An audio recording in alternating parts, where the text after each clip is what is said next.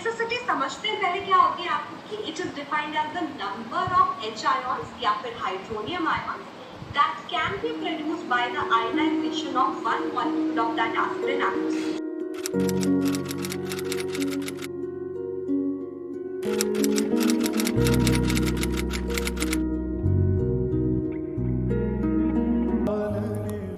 Hi everybody, welcome back to the channel. नमस्ते। आप सब होप करती हूँ अच्छे होंगे और अच्छे से पढ़ाई कर रहे होंगे, या जो भी आपको दिल करे वो अच्छे से कर रहे होंगे और डिस्ट्रैक्ट नहीं हो रहे होंगे। ठीक है, तो आज मैं इस व्लॉग में, ये भी मैंने 10th ग्रेड में ही शूट किया हुआ है, बहुत टाइम पहले। ऑफ कोर्स कभी अपलोड नहीं किया बिकॉज गट्स नहीं थे शायद उस टाइम। अब मैंने कहा कर देते हैं यार, क्या फ़र्क पड़ता है, कौन ही देखेगा, है ना।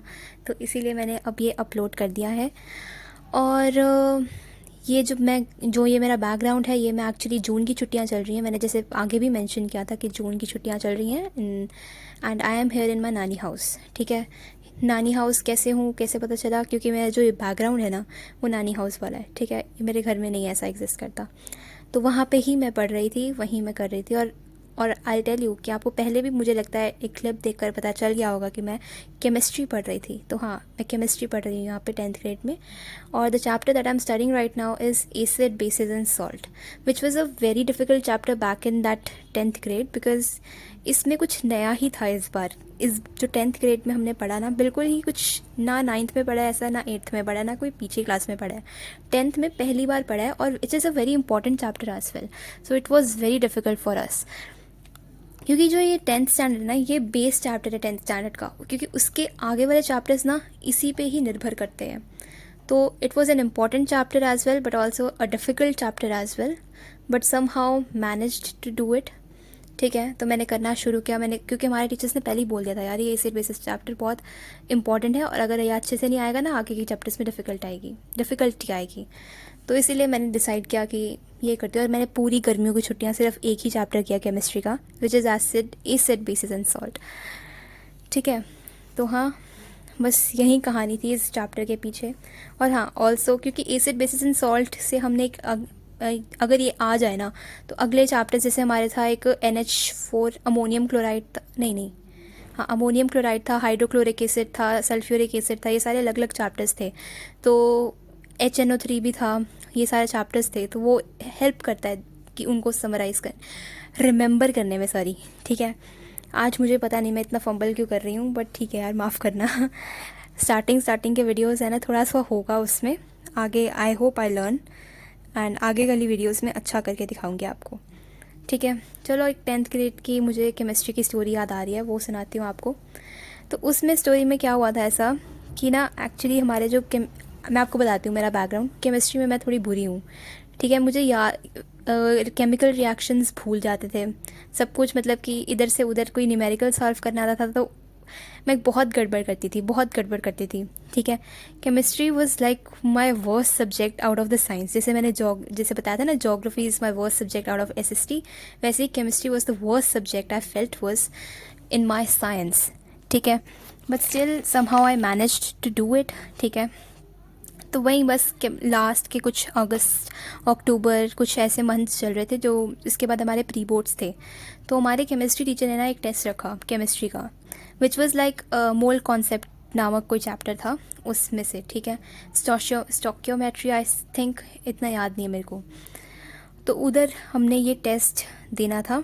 ठीक है, और उसमें मेरे बहुत ही बुरे नंबर आए। ठीक है, 10 नंबर का पेपर था और कुछ मिला के मेरे 5 नंबर आए।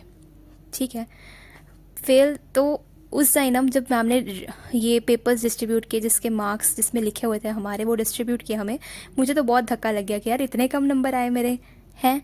तो बताऊँ उस टाइम मैम ने क्या किया। मैम ने ना उन लोगों को खड़े होने को बोला जिनके 5 से कम नंबर हैं। मैं भगवान को थैंक यू बोल रही हूँ यार, थैंक यू भगवान, मैं तो बॉर्डर लाइन पे बची, मेरे तो 5 नंबर हैं। थैंक गॉड, एक इधर उधर भी नहीं किया आपने, thank you so much. But ठीक है, उन्होंने 5 नंबर मेरे थे, तो उन्होंने 4, मतलब 5 से नीचे जिनके थे ना, जैसे 4, 3, 2, 1, जितने ज़ीरो हैं, किसी का भी है, वो खड़े हो जाओ। And half of the class of course was standing, because not half of the class में भी, but many people were standing. ठीक है, तो हाँ, बस ऐसा ही हुआ। उसके बाद फिर मैंने कहा यार नहीं, बस हो गया यार, केमिस्ट्री डिफ़िकल्ट है, डजंट मीन कि मैं उसको अच्छा नहीं बना सकती। तो मैंने बहुत ट्राई किया, बहुत मेहनत की, without any tuitions. I tried it on my own from YouTube and all the things that I had resources. तो मैंने बुक्स काफ़ी पढ़ी, प्रीवियस ईयर क्वेश्चंस किए, मैंने काफ़ी कुछ किया। उसके बाद फिर मेरे बोर्ड के रिज़ल्ट्स आए, उसमें ठीक है, अच्छे आए थे, बढ़िया थे, as compare to my rest of the physics से भी मेरे अच्छे आए थे केमिस्ट्री में। ठीक है, तो फिर कहते हैं ना कि a lot goes wrong before everything goes right, है ना। तो बस वहीं वो रॉन्ग वाला पीरियड था, क्योंकि काफ़ी सारे और भी टेस्ट हुए थे मेरे, जिसमें मेरे बहुत कम नंबर आ रहे थे।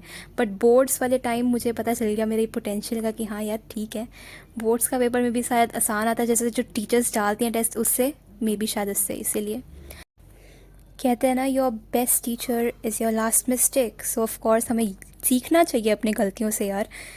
ठीक है, अभी तो मैं और भी गलतियाँ करती रहती हूँ, कभी कभी सीख लेती हूँ, कभी कभी नहीं सीख पाती हूँ, क्योंकि मे बी पता नहीं क्यों यार, बस ऐसा ही है। ठीक है, और ऑल्सो कहते हैं ना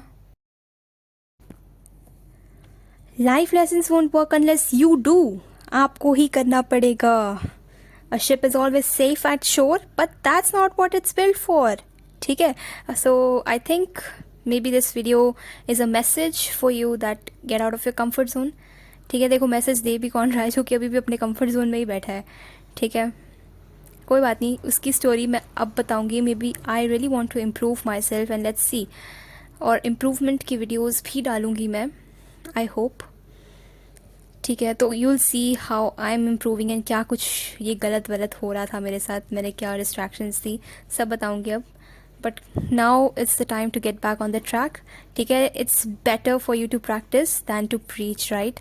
ठीक है, so I will try everything, and thank you so much. Now this is the ending of the vlog. I'm really thanking you for watching this video till the end. I appreciate your time and thank you so much for giving me your time.